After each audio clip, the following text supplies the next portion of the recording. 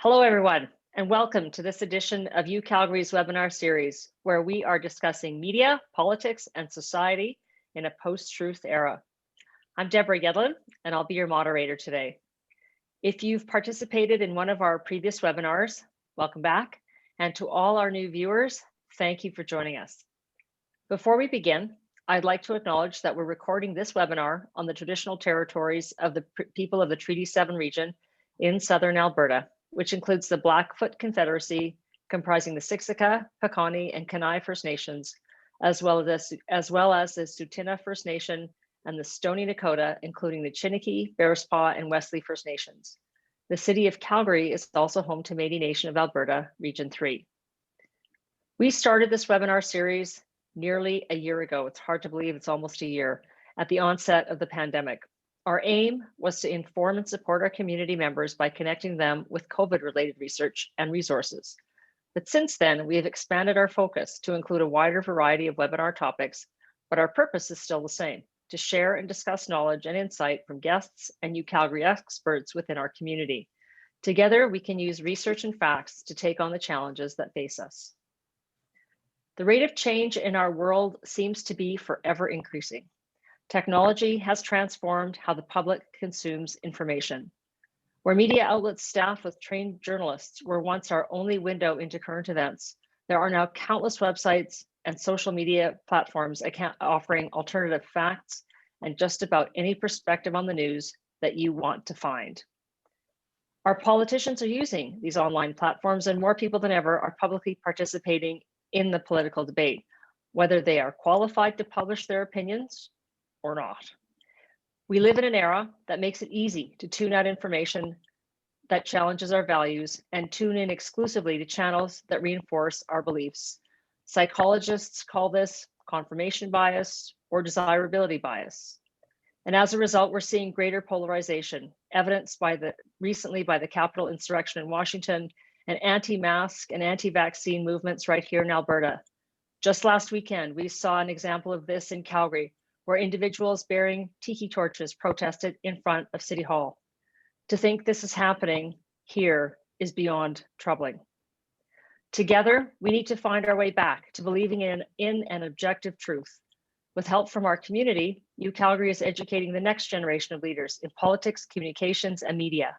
We are also emphasizing the importance of critical thinking. The Marc Grosjean Postdoctoral Fellowship in Political Science is open to early career scholars of any aspect of political science, helping to inform important conversations like the one we are having today. The $1.6 million gift was made by Adam Grosjean and Sherry Stanzalite in memory of their late son, Marc Grosjean, who was a recent graduate of UCalgary's political science program. The Barbara Schneider Writing Award Endowment recognizes writing excellence among students in communication and media studies and film studies, and celebrates the importance of producing well-researched and argued papers. UCalgary students in many departments learn to think critically about what images and messages mean and their impact on our society, including politics. It's a skill we need more than ever today. I'm delighted to be joined today by two very qualified people who can provide expertise and critical thinking as we discuss truth in media, politics, and society. I'd like to first welcome Melanee Thomas, an associate professor and the graduate program director of the Department of Political Science at the University of Calgary. Her research focuses on the causes and consequences of gender-based political inequalities, with a particular focus on political attitudes and behavior. And joining us from New York is UCalgary alum Susanne Craig, an investigative reporter with the New York Times. Since 2016, Suzanne's reporting has focused on the finances and taxes of Donald Trump. She has won numerous awards during her career, including a Pulitzer Prize in 2019 for work that shattered Donald Trump's myth that he is a self-made billionaire. Melanee and Susan, thank you so much for being here. Throughout our conversation, I'm going to invite audience members to submit questions or comments at any time during the Q&A feature at the bottom of your screen, and we'll get to as many questions as time permits. So, what are the risks of a drastically polarized political system? Suzanne, I'm going to start with you, and then Melanee can follow up. Well, I think you see a number of things when I think, just seeing it in my own life and living here in the States and talking to people. I think you get in these rabbit holes, whether they're information rabbit holes where you're only hearing one side of the news, or a rabbit hole where all of a sudden you're not talking to people who don't share your views. And I think it leads to this type of isolation that, it's becoming, I think, very sharp in terms of what we're seeing in the US. And I also think it leads to a distrust in institutions. I think it's whether or not you agree about how much government there should be had. I think that right or left, I think there becomes a distrust in basic institutions, which is another really dangerous thing that I think is going on in the US. Melanie, how do you respond to what Suzanne just suggested in terms of the polarization and media? So Suzanne has identified things that are confirmed quite forcefully in research that looks at the United States as a context. But I think for the audience, particularly folks who might be Canadian-based or based elsewhere, we see similar patterns elsewhere.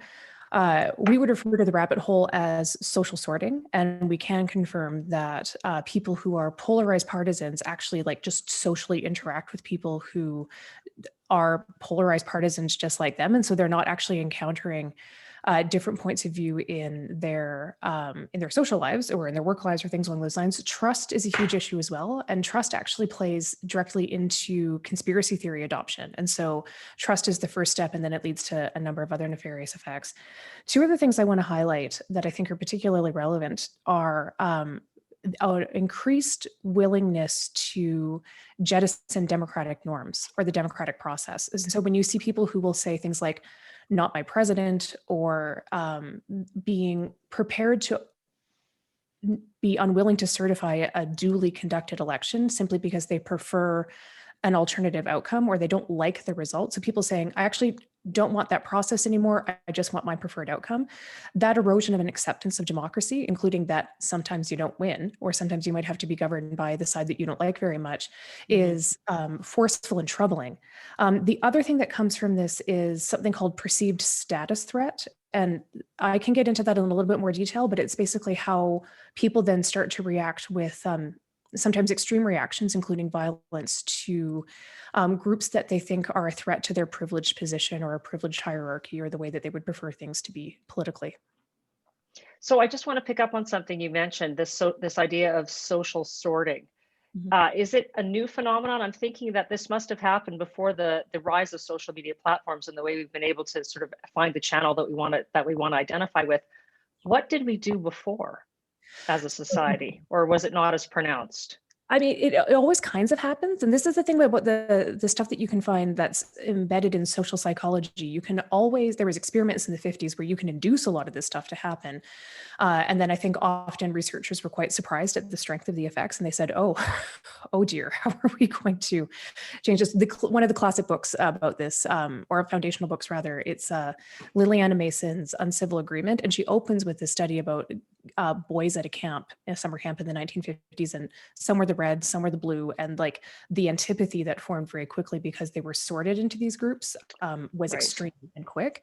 And so part of that is learning to unpick this. So I would say you can see it with sports teams, you can see it kind of colloquial in other parts of everyday life. Where it becomes problematic is in if your work, your politics, your religion, any kind of social activities you have, the cities that you live in or the places that you live in, if all of that is sorted and you're never encountering somebody who might come from a different perspective, that becomes institutionalized, and then that system becomes really hard to unpick. Deborah, I would also argue too, though, that the rabbit holes that we have, this social sorting, they've just increased to a volume that's just incredible. You look at, back, for years, at least in the US, and I think Canada has not fallen into, the partisan cable news that we see. There was a fairness doctrine that existed for years that actually, sort of sorted exactly how partisan, a lot of shows could be. It regulated radio. And now not only was that lifted, that resulted in the rise of, first of all, talk radio, which bled into these 24-hour news cable networks. And then you've got YouTube and you've got Twitter. And, I work at a newspaper. We're actually regulated. There's actually, we can't libel people. There's all these, and then there's just these platforms that are, so there's just so many, and people have just fallen into them, and some never come out. You have an editor that you have to answer to too. I have an editor, necessarily... and we have the First Amendment that's not, unlimited. No. So I'm curious, just to pick up on what you just talked about, though, is how much of what we consume in the media then is our responsibility? It was interesting to have the conversations around the US election and people saying, well, I'm actually tuning in to the television station that I don't identify with because I want to hear what the other side is saying. But I don't think that's the norm necessarily. So Well, how much of this is our own responsibility, and how do we have, we have to learn, force ourselves to intellectualize different arguments and different I'm a perspectives. big person at saying it is your responsibility, but it's not that simple. I mean, I think we can change the channel. I think we can apply critical thinking to everything, and we can ask a lot of questions. But then you have platforms like Facebook that put up just blatantly false stories. And at a certain point, I think it's a lot to ask of people to spend their whole day sorting through this. Like you would hope, and I don't have the answer for the standard, but that there's some lanes here and rules of the road that make it a little bit easier. Because it's easy to say, yeah, it's your responsibility and you should keep an open mind. And I like to think most reasonable people do. Unfortunately, usually the people we hear from are just the ones that have the megaphone and they've usually grabbed it. They haven't been handed it. But I think it's hard because I think you have to look at, and these platforms are struggling with it, be it Twitter or Facebook are the main two, about exactly, how to regulate what's on there. And they're trying to get fake news off of it, but it's hard. And people fall into the fake news. They think it's real. And some of it looks really real. It's not, just something that says fake on it, obviously. So yeah, no, it's manipulated content. Melanie. Yeah, it's interesting. I remember doing something with the School of Engineering, and the software engineers were very confident at the speed with which they could identify deepfakes, and the speed that they gave us as political scientists gave us no reassurance in the context of how political news moves. So for me, I think the best way to think about the personal responsibility is to see like how an individual fits inside a larger system. So an individual in a system can be responsible for being open-minded. I like presenting it as a gut check. So if there's something that really lights you up, one of the things that's effective, at least for me to do, is to say, what is it about that that's making me have this kind of reaction? Or why am I dismissing a particular argument? Or why do I not want to listen to somebody who I know I'm going to disagree with? And sometimes you can come up with like good and measured and reasonable sorts of things. Like I didn't follow Donald Trump on Twitter because I didn't want to spend my social media time that way. And I had the privilege of being able to do that. But I also think thinking systematically about things like funding, about like the effects of editorial choices, about like there's any number of things about media as a system where Suzanne will be much better placed to speak to this stuff than I would, that make it either easier or more difficult for individuals to sort through. The one thing I can say as somebody who studies like how people behave in the context of politics and political information is that people do not have the time to do really nuanced sorting of information on a daily basis. We do see people doing this, at least in Canada, with our very short election campaigns during an election campaign. So people who know nothing at the start of a campaign will tune in and they learn over the course of a campaign as much as what, say, the higher information people have at the start of the campaign. So there's some stuff that's encouraging about what individuals do, but an individual can't change the system. So no, that's true. Governments can, I guess, and one of the things that you've mentioned Facebook and Twitter, a couple of things. One is there are legislative movements, whether it's in Australia or in the European Union and potentially in Canada, to change the way Facebook takes content and uses it for on its own platforms. Do you have any thoughts on whether this could change the landscape for better or worse? Either of you. Well, I think in Australia, the idea that we should pay for content, and I think that's sort of where they landed. People should pay for content. I mean, I'm an advocate that. I work for a subscriber-based newspaper, and what it does to me, it's, it employs reporters who can go out and who are sort of dedicated, and at least you can identify with their mission. If it's the New York Times, you may not like us or not, but you can look into it and you can say, is that the sort of reporting that I want? And I think that there is something for that. And Facebook has tried this and had experiments in the US. It hasn't come to a lot so far, but I think that dialogue is going to continue. But I think that idea is a good idea. I mean, I don't know if you can do that necessarily on Twitter. People click through to things and they'll get through if they've paid or not. Some of it's free. Could this, go ahead, Melanie. And looking at how folks do that behavior, particularly if they're getting, if they're using a social media site, particularly like Facebook or Twitter, to aggregate the news for them and kind of move the feed that way. That's where, that's where the subscription model becomes really challenging. And so I can see that there's like great potential with what's happening with Australia, and just the like who's making money off of this, and how do you actually distribute the money in a way that actually makes sense, because the people who are not making the content are the ones who are massively benefiting from it. And this has been the problem since the dawn of the internet, and it's becoming acute. The one thing I can offer from political science research that people, I think, maybe don't like, but it was an international study, it speaks to the role of public broadcasters, actually. Okay. And so if the goal is to have a highly knowledgeable population, the form of the public broadcaster actually makes a difference. So PBS is not the model to follow. Right. The CBC is middling, but things like the BBC and the NHK, where they've got stable sources of revenue that are independent from like government choices, end up being correlated with people who know the most. And I think the thing I would take away from this in this context is that having steady, reliable income or revenue or like funding just to be able to do the work is how you get the work. And what that looks like, I think that's going to be a harder debate as we move forward. But like that's what it comes down to. Then it goes, who do you trust after that? Like which one of them do you trust? But yeah. So, I mean, Suzanne, you've been on the front lines of this for a while, obviously. And do you think that how important was the media in terms of informing the US public in this last election cycle? It seemed like both your newspaper, the Washington Post, other media outlets were very committed to surfacing as much real, correct information and countering what the previous president was sending out on Twitter and claiming in speeches. How important was that effort? Also including that CNN.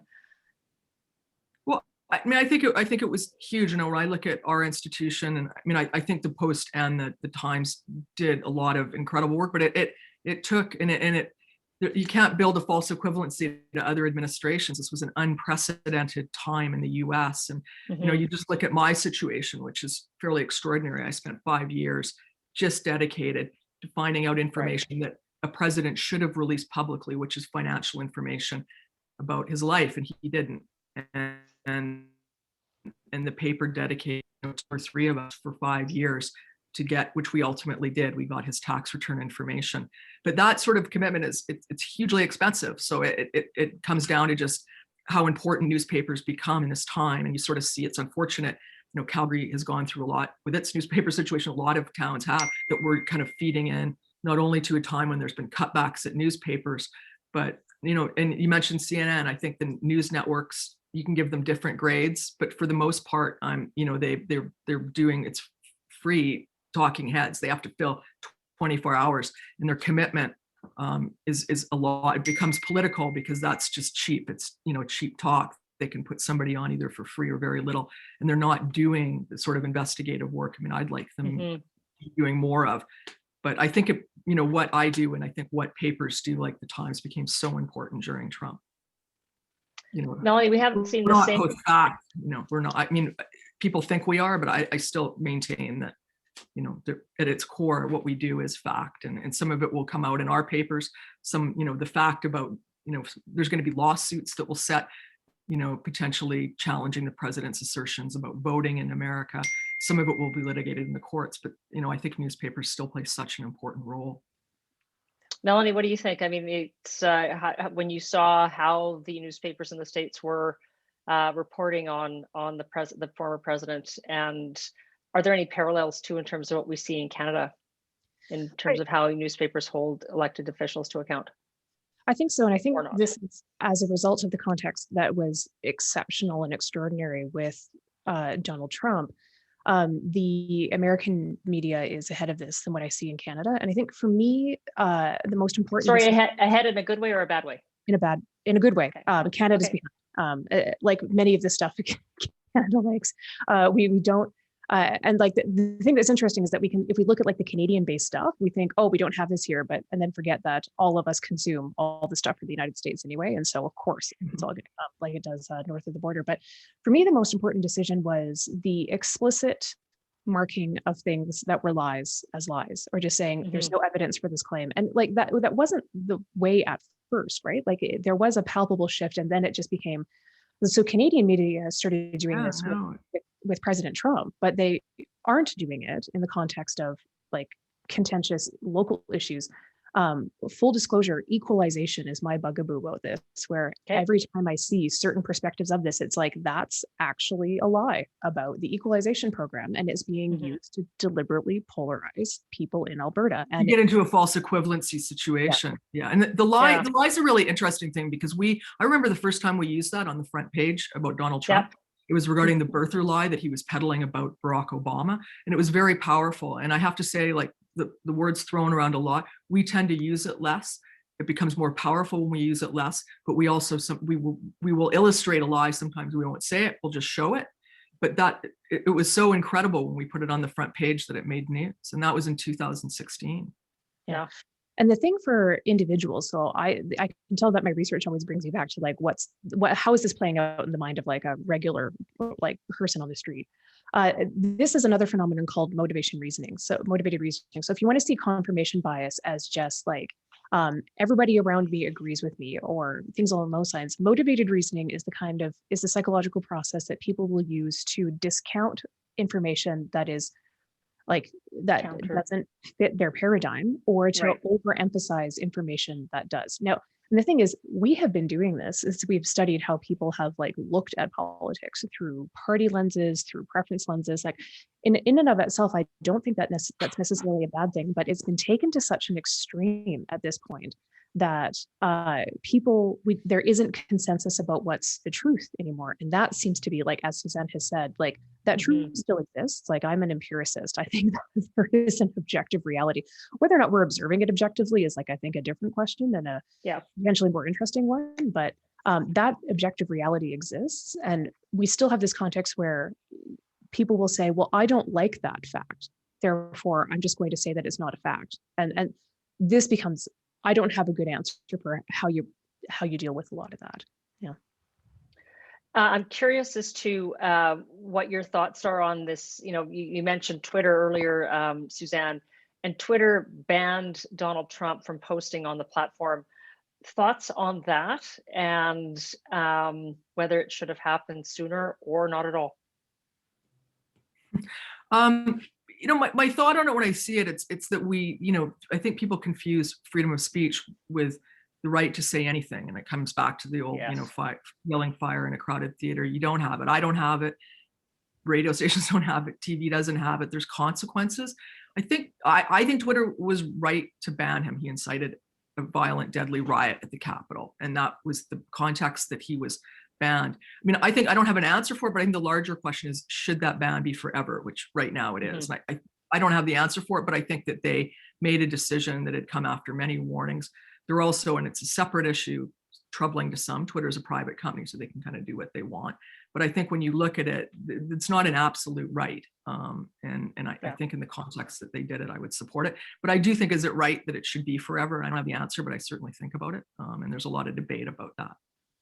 Melanie, what do you think? Yeah, and the debate, agree with all of that. The debate is focused on the democratic right that people have to get unmediated information, or to get information about somebody who either holds a position like the President of the United States, or by all indicators now is likely to be the nominee for that particular position come 2024. And so that's the particular tension where people have a right to know. It's just that when you have somebody who's such a spectacular bad actor, what do you do with that?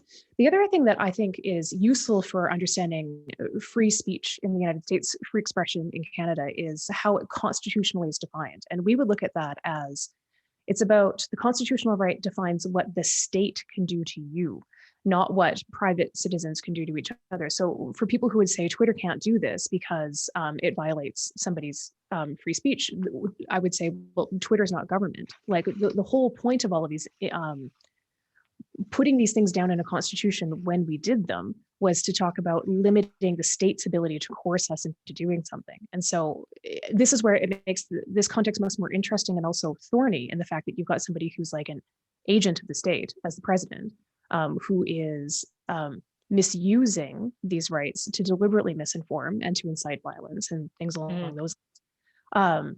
And so we couldn't actually apply the constitutional right the way that we think about it in the way that it was designed. But I also think like most Twitter of actually gave a separate reason for it too. It Yeah. wasn't a free speech issue. It was inciting violence. Yeah, exactly. But I think when people talk about free speech, they don't separate it. You need to contextualize it in the context. Yeah. Right? Yeah. So, Suzanne, question for you from one of our listeners. What role do tech firms have in creating an ecosystem that incentivizes the creation and dissemination of quality information? Twitter just announced plans to create a subscription-based model with super followers. And while this is likely to help individual content creators by giving them a way to create economic value, it seems it will represent a threat to newsrooms' interests as it complicates reporters' efforts to provide their best effort to the newsroom. What do you think about that? Complicates the best effort to, sorry, just complicates reporters' efforts to provide their best efforts to the newsroom. So will that compromise a reporter's ability within the newsroom context relative to what Twitter's trying to do with its super followers? I didn't actually know about the super follower thing, so it shows you I should maybe be on Twitter more. Probably not, but no, it could. But I do think reporters have it's one megaphone you have to get your stories out, and I'm not sure. I think people are going to go where the news is, and they'll follow it, whether or not you're on a super follow. I gotta admit I don't know enough about that, but I don't think it'll. I mean, it's not something I would worry about. In terms of getting my story heard, or maybe the algorithms will find a way around that, but Twitter seems like it's right now fairly democratic in terms of followers, and that could maybe not unsatisfying answers because I don't know a lot about that. So you just mentioned something about tweeting, or using it as a platform to tweet your stories out. Is that something that reporters like? Is that something that is not negotiable anymore? Is it something you absolutely must do as soon as you publish something? No, the Times doesn't. Some people aren't on Twitter at all, and some people are, and some people aren't bothered with Twitter. My partner, who I cover the taxes with, just somebody I was talking to, he barely tweets at all, and other people do. I think the paper leaves it up to you, and I think reporters often step in it in terms of sometimes they go too far on Twitter, and it becomes an issue for the paper. The general policy of the paper I try to follow is simply, if you wouldn't say it in the pages of the New York Times, you shouldn't say it on Twitter. But certainly people get in trouble for what they go too far. It's an issue for the paper that they have to police constantly. Sure. When Anne Applebaum was here on campus a couple of years ago, she argued that we need laws to govern authorship on the internet. And she argues that whether a news story is written by a person, a bot, or a member of a specific political party or a group, democracy depends on transparency. So do either of you have thoughts about possible legal measures against fake news?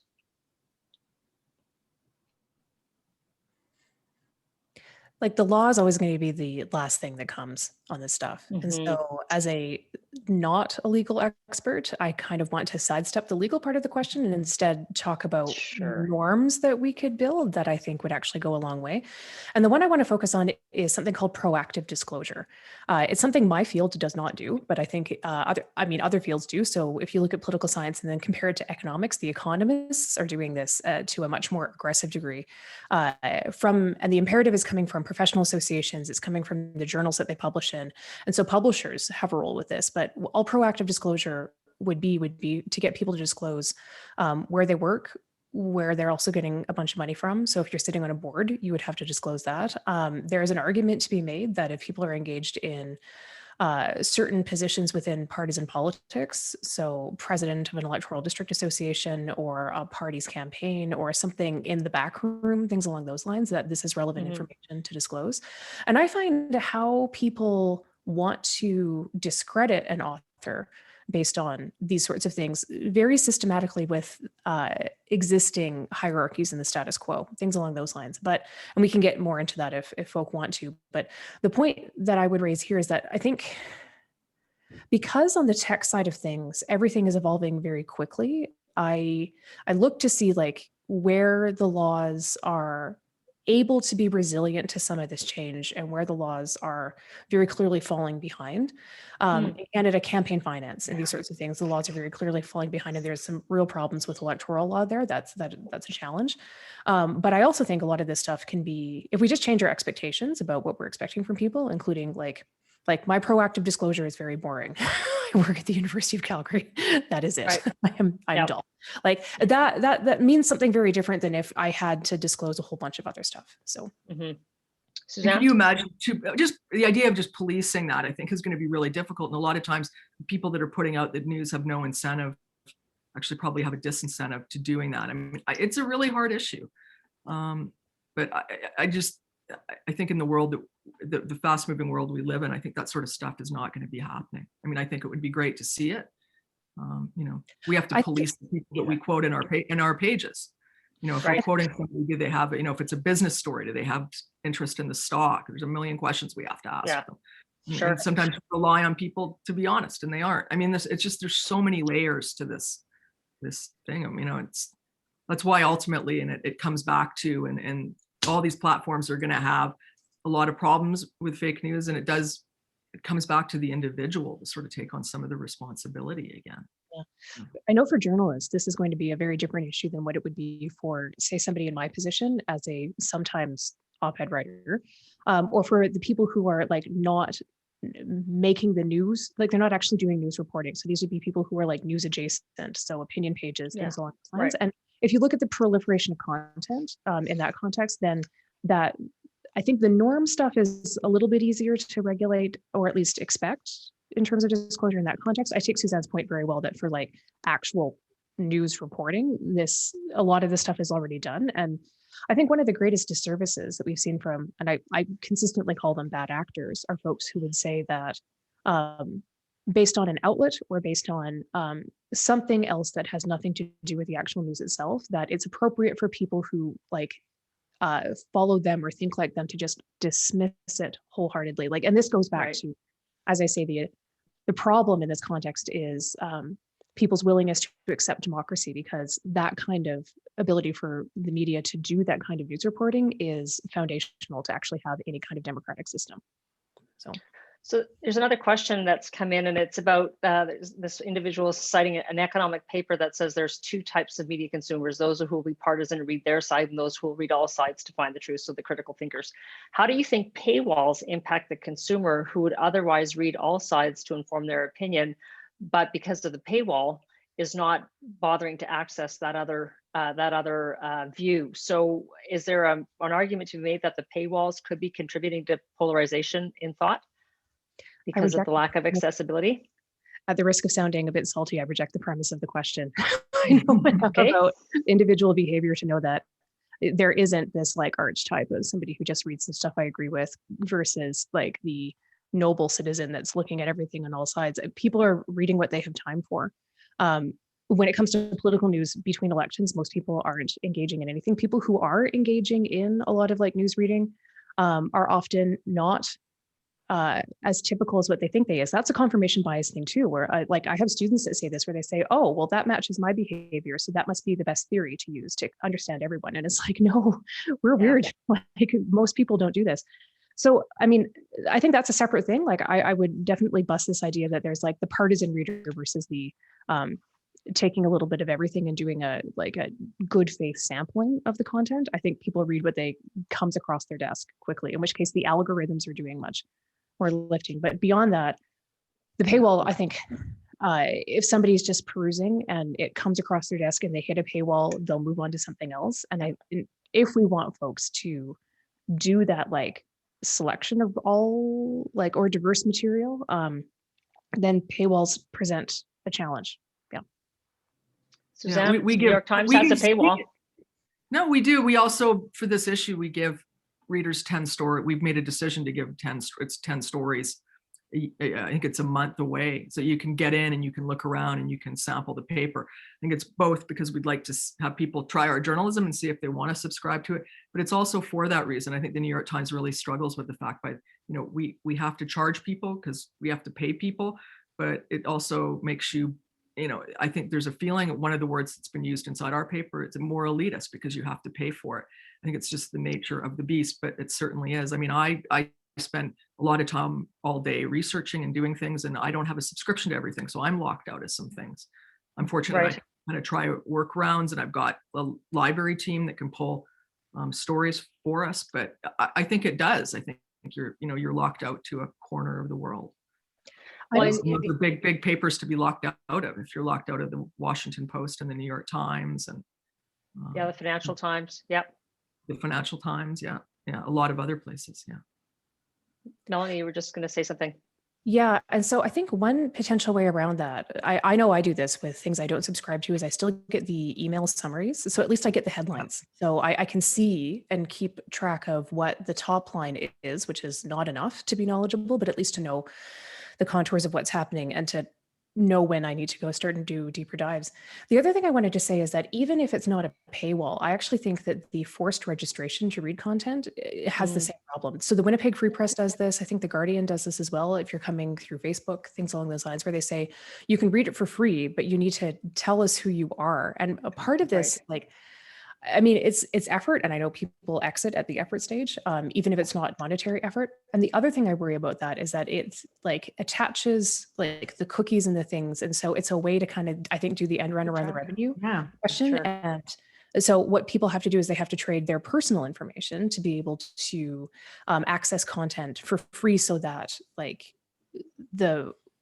those producing that media content that folks want actually have some funding to do it. And this speaks again to the enduringness of that. Which is what Facebook does. I mean, all these platforms do that. Yeah. And you just, it's like a click through trail. Yeah. So when that happens, are we, the consumers, becoming the products? Absolutely. 100%. Yeah. And so then how does, what recourse do we have in that context? Get off the platforms? Get off the platforms. Yeah. That's about it. Well, there's that. This is where I actually think legislation might be interesting. If you had a government that was prepared to take on Google and Facebook and Twitter, taking at the YouTube and the other social media platforms, to say the information from the people who live in our territory that we write laws for is not for free, and we're going to regulate what you do with it. The EU does this to some extent, but I also think part of it is that money that you make from that. And I think this might be. I don't know enough about the Australian case to know if this is actually what the Australian government is doing, but I think an argument could be made by governments to say, pay that money that you're taking simply because you are data mining off of all the people here. We're going to regulate that, and we're also going to make sure that it gets streamed into places that we think are useful. Otherwise, you just don't get access to our market. The problem is the Googles of the world can say, okay, and actually just go. I don't think a government could survive that kind of fight, but it's an interesting question. Anyway. Suzanne, so it's actually, there's a question that's come in on this in this context, and it's about the potential role of agencies like the FCC or the CRTC in regulating some of these disinformation outlets. And this audience member says they find it disconcerting that we have outsourced most of this sort of oversight to social media companies themselves rather than to government agencies. No, I think there's been a lot of discussion in the US about that. I mean, you just look at when the 40, 50 years ago, radio became regulated, newspapers, there's regulations around them. And then now you've got these corporations that are taking it on. And I think there is a role for government to come in. I don't cover it. I don't have the prescription. But I think the power of these places is just, it's untenable in the US, just how much power. 2/3 of media is consumed on social media platforms. Just think about that. And there's just very few rules around them. Putting them in place isn't going to be easy, but I think the conversation has to continue. Yeah. And this is where I worry that the actual regulatory tools that we have developed for radio and television, like URTC, of course, they're not going to be adequate to be able to be nimble enough to stay ahead of these things, right? And this is the frustration that comes from having to work through this in real time, where the technology is changing. Radio and television were rapid changes in technology, and there's lots of research and lots of so we know a lot about what the implications of that stuff was, but we've never seen a pace of technological change quite like this one. And so maybe by like, this is where I think that I don't envy the position governments are in, because figuring out like what exactly they need to regulate, if we had done this in 2010, if you look at Canada, Canada is a great example of this. We were an early adopter for some legislation and it was amazing when it came in, and then we didn't update it. And now it's terrible, completely unresponsive to the context. And so part of this relies on government responsiveness. And I think part of it is that genuinely it moves so fast that it's hard to grasp onto what you need to do until it's. And then there's a debate about how much. I mean, you look at I've mentioned the fairness doctrine in the US. I mean, eventually Reagan, it was abandoned under Reagan. It existed for years. And he just said, you know, we should get rid of it. And it opened the door to first of all, talk radio, but then to just this mass talk ecosphere that we have in all the cable, like CNN, MSNBC, and Fox now. You know, there's a kind of a bit of a debate about whether it led to that. I think it did, because I think it created these stars where people then came in and cable news came in, and it became huge. But people didn't really want, you know, people being a certain administration didn't want the, you know, as much, you know, the rules around that. And, you know, it kind of depends who's in. But I think there has to be more. But, you know, I think what I'm saying is then we have to have a debate about how much. And how much is too much, and you know, you see, do we go, you know, sometimes I think the fear that they're going to go too far, but right now I think there needs to be more just control around these huge companies. So where can that leadership come from? Like, is it political leadership? Does it have to come from the private sector? I mean, we're seeing it, let's say, for example, in the context of climate change initiatives. Let's say, you know, Amazon's dedicating money to fighting climate change, and other, you know, Bill Gates is doing the same thing. So you're seeing leadership from an aspect of the private sector in other areas that need to be addressed. Is that what we should expect, or is the onus purely on regulatory authorities in the government? It's got to come from multiple places. Government has the responsibility to write the laws that ultimately regulate this. And so in that sense, I suspect, if I'm thinking about the sequence and timing, I would expect not that government wouldn't show leadership, but because of the nature of the legal changes that like tend to be slower, and the process tends to be slower than some of the stuff that we see, government needs to provide leadership, but they're not the first step. I think the firms responsible, what's interesting is that many of them don't respond until the public puts considerable pressure on them to do so. Right. And so it's not out of the goodness of one's heart that you see. There'll be a news event, they'll flatline until there's a news event that triggers. Right. Yeah. And so I don't want to say that this is personal responsibility, but I do want to say that there's space for activism, or there's space for holding these actors accountable, both government and firms, from the public, to say this is unacceptable. And particularly if there's a very clear direction about like, and this is what we would like you to do with it, then there's usually a clear response, or there can be a clear response. But then people have to be able to exit the firms. And I think that's the really sticky bit about this, where it's like, even if you don't like the YouTube algorithm or what's happening with Twitter or Facebook, like the number of people who are actually prepared to like walk and pull their data, is that threat doesn't, I don't think until the firms feel that that threat is credible, they're actually going to be as responsive as what they could be. Suzanne, what do you think? No, she summed it up well. I don't really have more to add on it. So I just wanted to circle back. There's a question on the chat about relating to the Canadian media and why it's not as aggressive in terms of holding politicians accountable, and, you know, to Melanie's point, talking about equalization the way we perhaps are not in the media, and other statements that are made by politicians. What's the difference between Canadian media and US media in that regard? Suzanne? If I had to take a guess, just having worked in both, I mean, I think resources are just a huge, you know, when you look at the New York Times newsroom, we have 5,000 employees, we have hundreds of journalists, got people like me who they'll dedicate a year or two to a project. I mean, it's just breathtaking when I walk in there every day, how much is at our disposal to do it, and the commitment. And I think, you know, I think the Globe and Mail is a large newspaper. It's much smaller, much smaller than the New York Times. And I think local newspapers are, their resources have been dwindling, but I think they have a commitment to covering kind of local news, a lot of it, which is, you know, very short term. It's not, they don't have investigative units built in, and they don't have the muscle that big American newspapers have to do the work that we do. It's not to say that some of it's not being done, but it definitely is something that just doesn't happen. It takes commitment and muscle and ability and the right people. It's hard to put that together. And a checkbook. Do we suffer as a society for not being able to support those kind of initiatives in Canada, Melanie?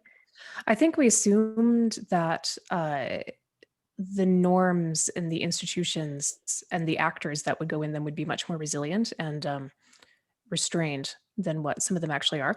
To Suzanne's point, I would add that the difference in Canada is that we haven't seen a bad actor who's prepared to, do the same sorts of things as Donald Trump with the presidency.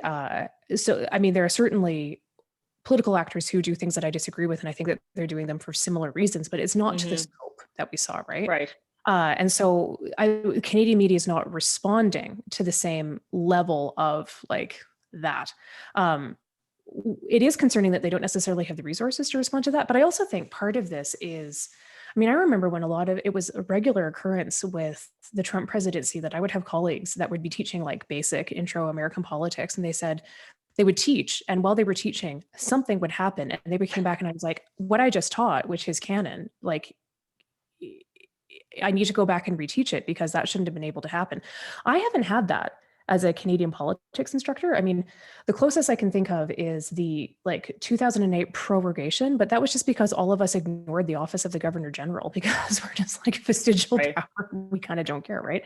And so that's the good thing is that it's the scope of the bad actor isn't there. But I also think that the cautionary tale is that I think my American colleagues thought, like many of my Canadian colleagues, that the political institutions and the political norms would be much more resilient to somebody who wanted to engage in this kind of behavior than what they actually are. I also think it's interesting because I agree, like Canada hasn't seen something on the magnitude of the Trump administration, but I also wonder how much just isn't being noticed because there's not reporters dedicated to certain things. I mean, the tree falls and nobody's there to look at it and witness it and examine it.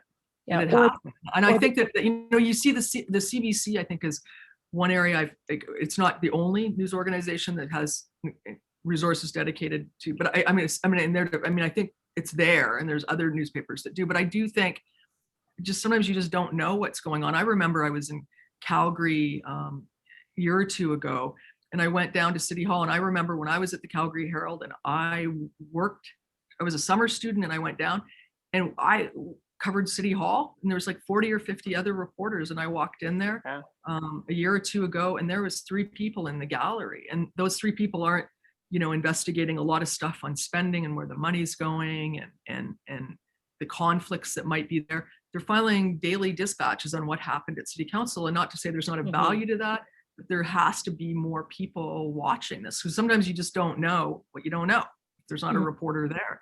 They took away the reporters and then no one knows what happened, right? That's the kind of the joke. I mean, they need us. So it's the tie between local coverage and democratic process is pretty hard to separate in that context then.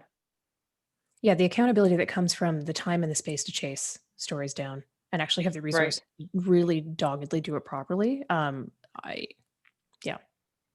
It's crucial for accountability, right? And if you don't have the information, you can't use it to hold somebody accountable. So like there's any number of Canadians can point to any number of things where it's just like that either looks bad or smells bad or both. But and you've got something, there's the superficial reporting, there's some investigations, and then 5 years to dig on one question. I don't know any Canadian journalists that it wouldn't happen. And we talked earlier about subscribers, and I want to swing back to that because I think an important thing to know about, at least because newspapers all are different, and the New York Times made a decision years ago to go to a subscriber model. I think it's 60 or 70, 75% of our revenue is now subscriber based and not ad based. And I think papers have suffered because they're mainly ad based. The importance of subscribing to a newspaper, I know I sound like running an ad here, but I also can't underscore how important it is to pay for that content, because you're paying for all this work that's done, whether it's at City Hall in Calgary or it's somebody dedicated to finding the president's taxes in New York. Yeah, it used to be that the Calgary Herald on Thursdays was full of ads. Oh, I remember that. Separate section, remember? Yeah, everything, and that's not there anymore. Sorry, Yeah. Melanie. And if you think about like, just think about the subscriptions that we already have, like all of the ones that we have for like streaming music or streaming content on television. Like I'm just thinking I've got the Spotify, I've got the Netflix, I've got a couple of others of things. And we don't really bat an eye for like $10 a month plus like whatever add-on in addition to whatever thing. So it's not as though we're not actually engaged in this kind of behavior, but the idea that you would do it for the news, like I find Well, that's where the internet, when it started, everybody thought they were going to get all this stuff for free, and it's been hard to train everybody back. Yeah. I mean, that's a really good point, because you pay for all these other things, but people kind of want the story for free. So yeah. And this is the thing. So for anybody who might be sitting there and balking at the idea of like, what, am I going to have to subscribe to everything? The answer is, but you already do for like aspects of your life, and right?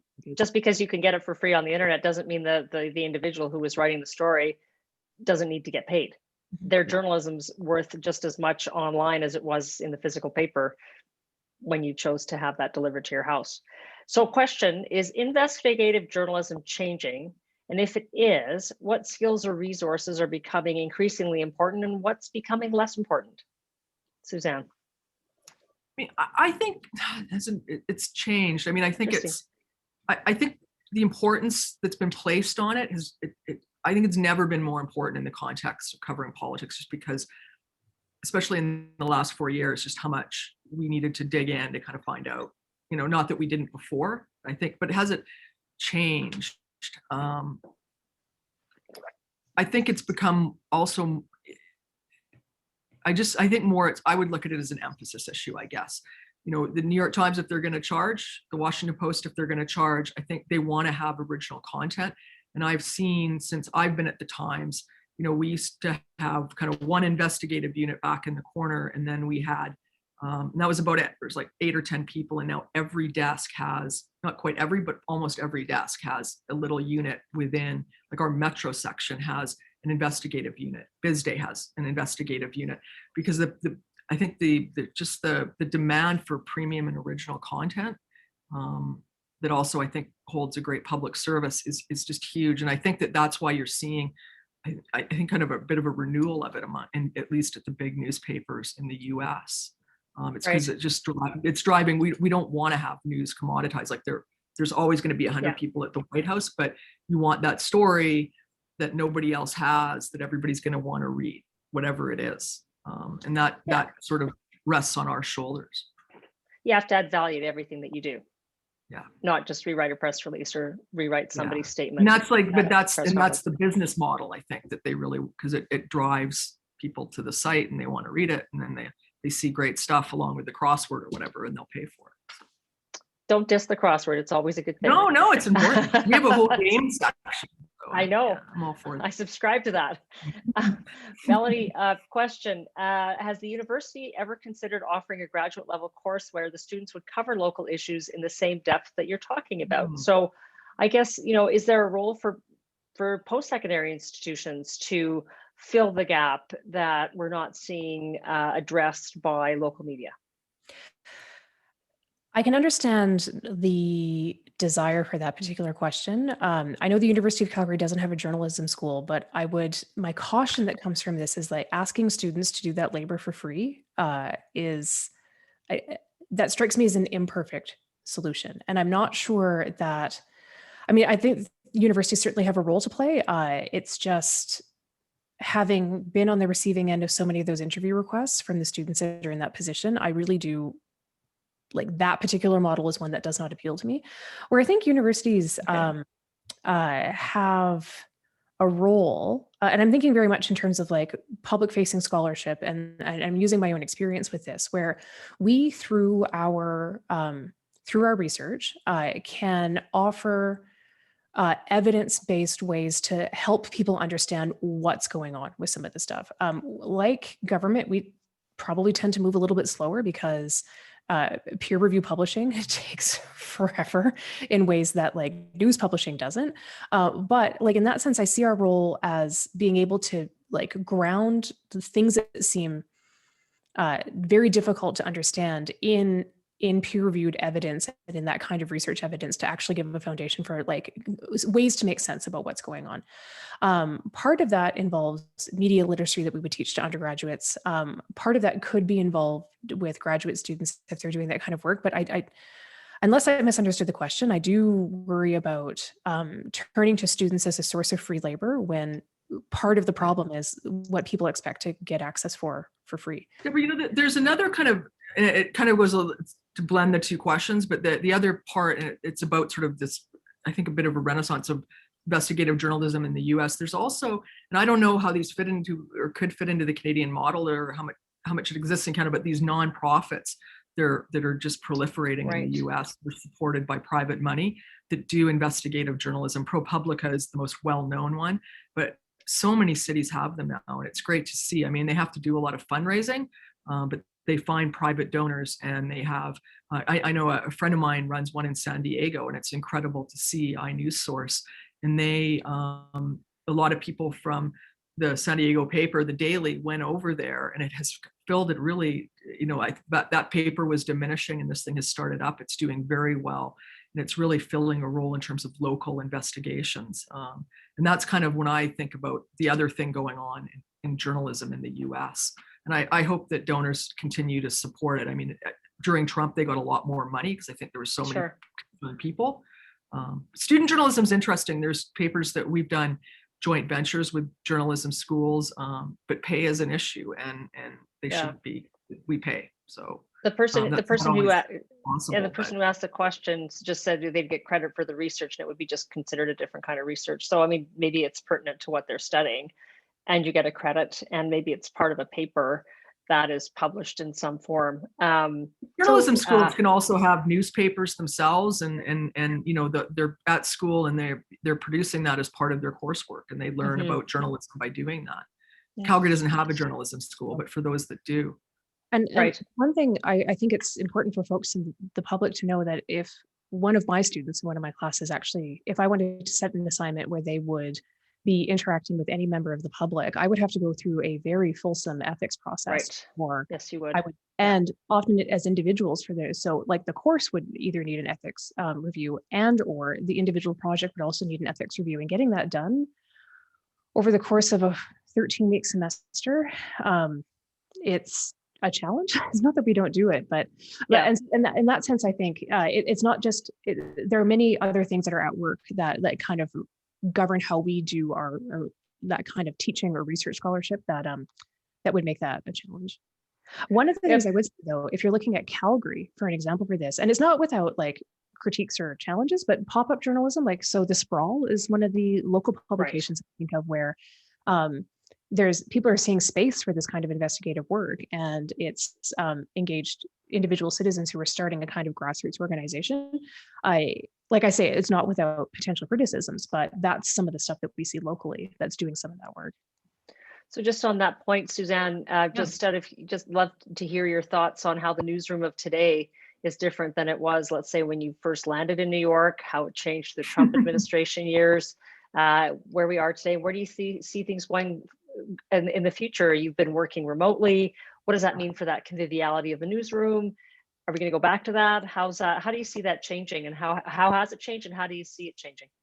I think we'll go back to a physical newsroom. We're not at that point yet. But I think when I think about sort of the newsroom when I arrived in New York, and then I never thought I would be a domestic reporter, an investigative reporter in New York, where I would require on one of my stories security, because we were worried about getting doxxed or potentially having people show up at my house. You know, to see us have to publish a story in the US where we have to get security guards for reporters is just like, wow. I've gone through sharpshooter training in the newsroom so that if somebody comes in and a gunman gets into the newsroom, I have some idea of what to do and what exits to head for.